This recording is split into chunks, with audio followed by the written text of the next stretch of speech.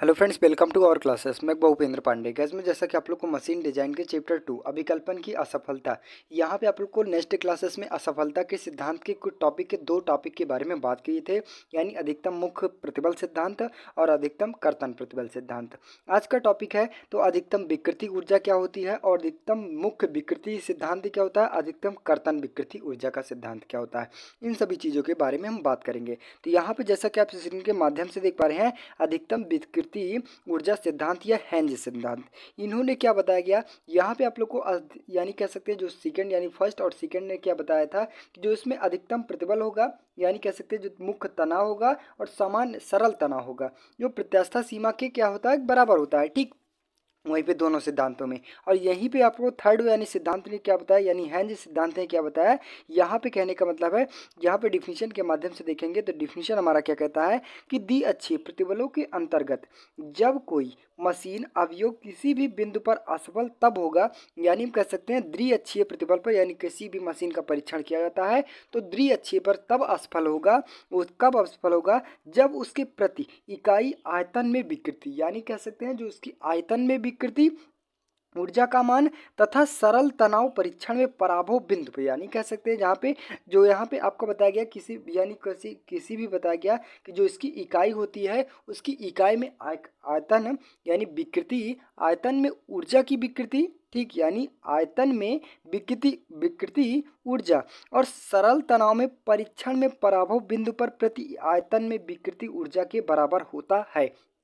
इसका कहने का मतलब है कि जहाँ पे अगर किसी भी द्विअक्षीय फोर्स पर पिंड पर यानी परीक्षण कर रहे हैं तो जिसमें उत्पन्न होने वाली आयतन में विकृति ऊर्जा है और सरल तनाव, जो सरल तनाव परीक्षण में जो पराभव बिंदु होता है यानी अंतिम बिंदु होता है वो आयतन विकृति के बराबर होता है, तब ये क्या कहलाता है, आपका हेंज सिद्धांत कहलाता है।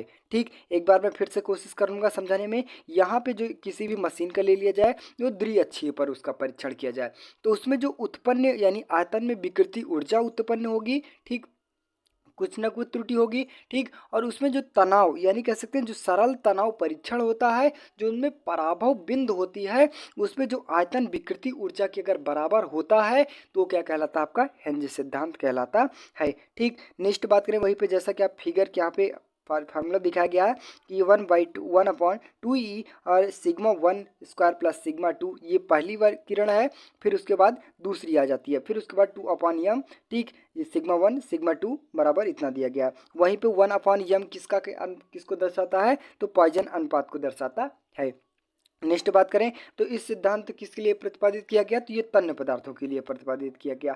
और वहीं पे आपका पहला सिद्धांत किस पदार्थ पर प्रतिपादित किया गया था, तो भंगुर पदार्थ पर। और वहीं पे नेक्स्ट आता था तो साधारण तन्य पदार्थों पर प्रतिपादित किया जाता है। ठीक, आई होप गाइस यहाँ पे आप लोग को सेकंड यानी थर्ड वाला कर्तन अधिकतम कर्तन बल सिद्धांत यानी हेंज सिद्धांत एकदम इजी ढंग से समझ में होगा।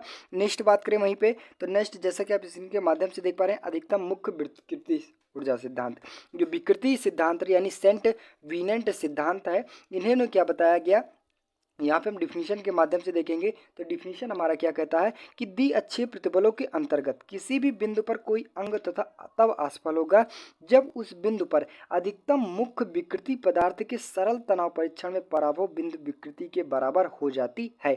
यानी कहने का मतलब है कि इसमें यानी द्विअक्षीय प्रतिबलों पर कोई भी अंतर यानी अनावश्यक पदार्थ यानी कह सकते हैं असफल तब होगा कि जब उसमें जो अधिकतम मुख्य विकृति होगी और जो सरल तनाव परीक्षण होगा, जो पराभव बिंदु होगी विकृति के बराबर हो जाती है, तो ये आपका क्या कहता है, सेंट वीनेंट सिद्धांत कहलाता है, यानी अधिकतम मुख्य विकृति ऊर्जा सिद्धांत कहती है। ठीक, इसका कहने का मतलब है, फिर से मैं एक चीज़ बता दूं, इसमें क्या होता है कि द्विअक्षीय पिंड पर अगर कोई भी परीक्षण किया जा रहा है तो उसमें जो उच्चतम मुख्य विकृति होती है और जो एक पदार्थ के यानी कह सकते हैं जो पदार्थ का सरल तनाव परीक्षण होता है, अगर विकृति ऊर्जा के बराबर हो जाती है यानी विकृति के बराबर होती है तो वो क्या कहलाता है, आपका सेंट वीनेंट सिद्धांत कहलाता है। ठीक, आई होप गाइस यहाँ पे आप लोग को थर्ड यानी फोर्थ वाले भी सिद्धांत के बारे में एकदम ईजी ढंग से समझ में होगा।